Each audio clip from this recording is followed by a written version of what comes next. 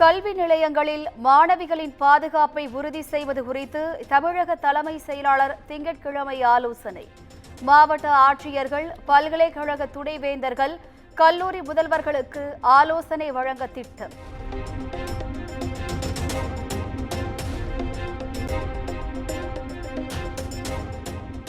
செங்கல்பட்டு மாவட்டத்தில் 400 கோடி ரூபாய் மதிப்பில் தொழிற்சாலை அமைக்க ஓமியம் நிறுவனத்துடன் தமிழக அரசு ஒப்பந்தம். அமெரிக்காவில் முதலமைச்சர் மு.க.ஸ்டாலின் முன்னிலையில் கையெழுத்தானது.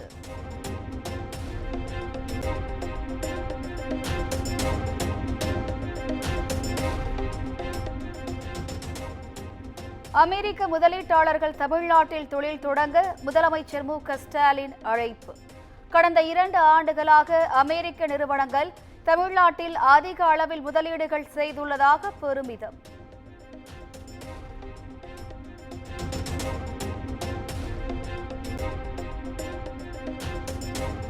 வேற்றுமையில் ஒற்றுமையே இந்தியாவின் வளர்ச்சிக்கு காரணம்.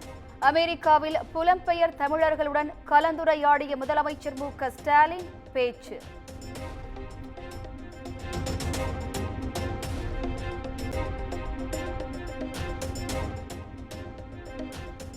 கேரள திரையுலகம் தொடர்பான ஹேமா கமிட்டி அறிக்கை குறித்து எதுவும் தெரியாது என ரஜினிகாந்த் பேட்டி. நடிகர் சூர்யாவின் அன்புக்கும் பாசத்திற்கும் நன்றி எனவும் பேச்சு.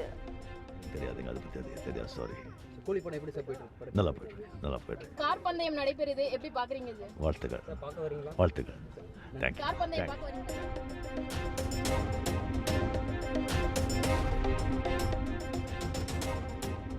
சென்னையில் ஃபார்முலா 4 கார் பந்தயத்தின் 2வது நாளில் நடைபெற்ற பிரதான போட்டிகள்.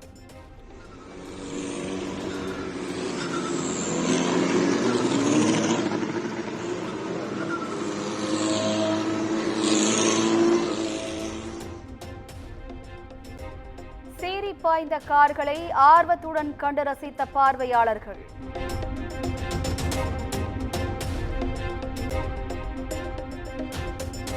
சென்னையில் நடைபெற்று வரும் ஃபார்முலா கார் பந்தயத்தை காண வருகை தந்த பிரபலங்கள்.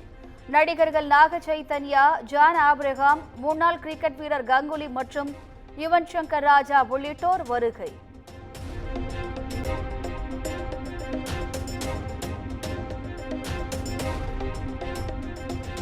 சட்டம் ஒழுங்கை பாதுகாக்க வேண்டிய காவலர்களை கட்டாயப்படுத்தி கார் ரேஸ் பாதுகாப்பு பணியில் திமுக ஈடுபடுத்தியுள்ளது. பந்தய பாதுகாப்பு பணியில் இருந்த காவல் உதவி ஆணையர் உயிரிழந்ததை சுட்டிக்காட்டி ஜெயக்குமார் விமர்சனம்.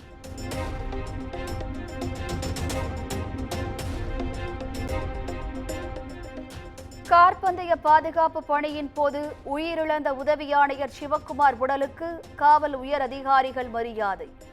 அரசு அறிவித்த நிவாரணத் தொகைக்கான காசோலையை குடும்பத்தினரிடம் வழங்கினார் சென்னை காவல் ஆணையர் அருண்.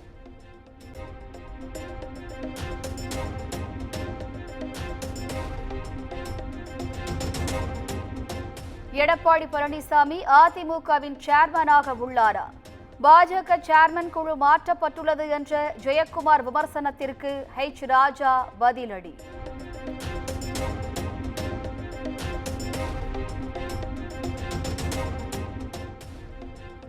விஜயின் தமிழக வெற்றிக் கழகத்துடன் கூட்டணி இல்லை என்பதை சூசகமாக தெரிவித்த சீமான், 2026 தேர்தலில் தனித்து போட்டியிடுவதாக தூத்துக்குடி விமான நிலையத்தில் பேட்டி.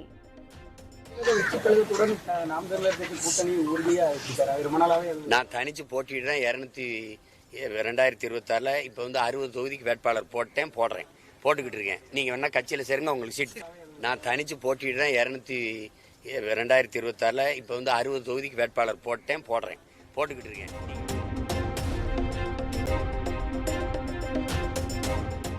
ஹேமா கமிட்டி அறிக்கை குறித்து கேள்வி எழுப்பிய செய்தியாளர்களிடம் நடிகர் ஜீவா வாக்குவாதம்.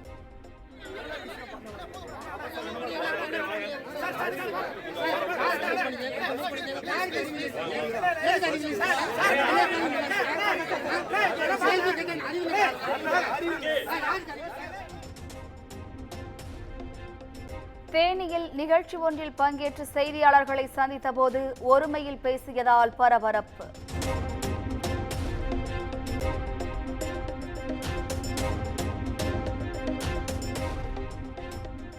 தமிழ் சினிமாவில் நடிகைகளுக்கு பாலியல் தொல்லை இல்லை என்று நீங்கள் எப்படி கூற முடியும்? நடிகர் ஜீவாவுக்கு பாடகி சின்மயி கேள்வி.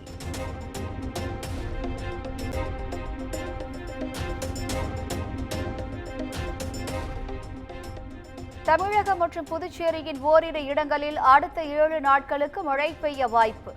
தமிழக கடலோர பகுதிகளில் நாளை 45 கிலோமீட்டர் வேகத்தில் தரைக்காற்று வீசக்கூடும் எனவும் தகவல்.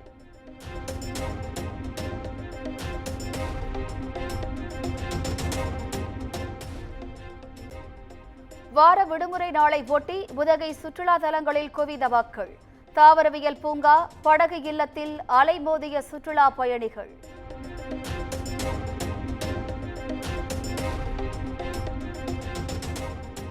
கோவை மாவட்டம் வால்பாறை அரசு கலைக் கல்லூரியில் மாணவிகளுக்கு பாலியல் தொல்லை.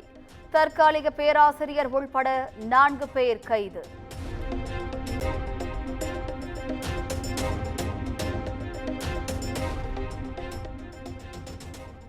விஷம் கொடுத்து பெண் கொலை செய்யப்பட்ட சம்பவம்.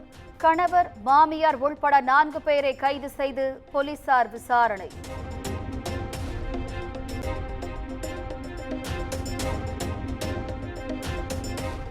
வயநாட்டின் தற்போதைய நிலை குறித்து காங்கிரஸ் நிர்வாகிகளுடன் மக்களவை எதிர்க்கட்சித் தலைவர் ராகுல் காந்தி ஆலோசனை.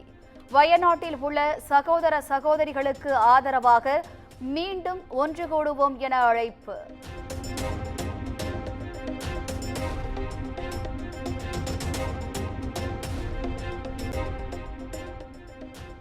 ஆந்திராவில் பெய்த கனமழை வெள்ளத்தில் சிக்கி 10 பேர் உயிரிழப்பு. வெள்ளத்தில் சிக்கி பலர் மாயமானதாக தகவல்.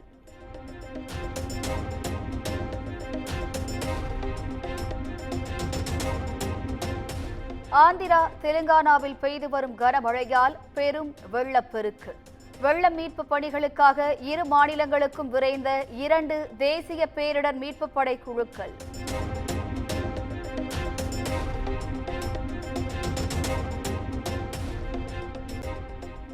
ஆந்திர மாநிலத்தில் வெள்ளம் பாதித்த பகுதிகளில் நேரில் சென்று ஆய்வு செய்த அம்மாநில முதலமைச்சர் சந்திரபாபு நாயுடு படகில் சென்று மக்களை சந்தித்து ஆறுதல் கூறினார்.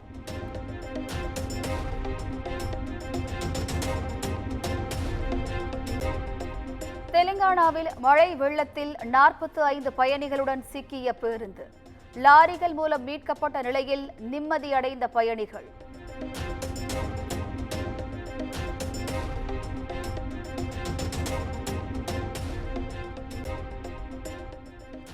தரிசன டிக்கெட்டுடன் வரும் பக்தர்களுக்கு திருப்பதியில் தேவையான எண்ணிக்கையில் லட்டுகள் வழங்கப்படும். 1 லட்டு 50 ரூபாய் என திங்கட்கிழமை முதல் வாங்கிக் கொள்ளலாம் என திருப்பதி தேவஸ்தான நிர்வாகம் அறிவிப்பு.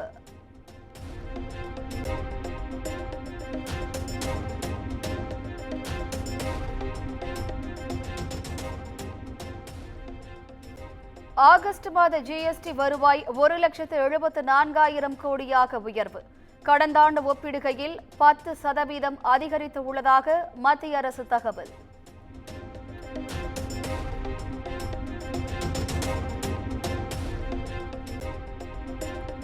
பாராலிம்பிக்ஸ் பேட்மிண்டன் போட்டியில் அரையிறுதிச் சுற்றுக்கு முன்னேறிய தமிழக வீராங்கனை மனிஷா ராமதாஸ் காலிறுதிச் சுற்றில் ஜப்பான் வீராங்கனை மமிகா டொயோடாவை வீழ்த்தி அசத்தல்.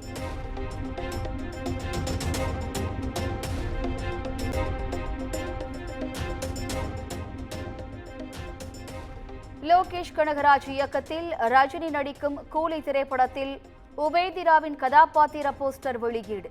கலிஷா என்ற கதாபாத்திரத்தில் நடிப்பதாக படக்குழு அறிவிப்பு.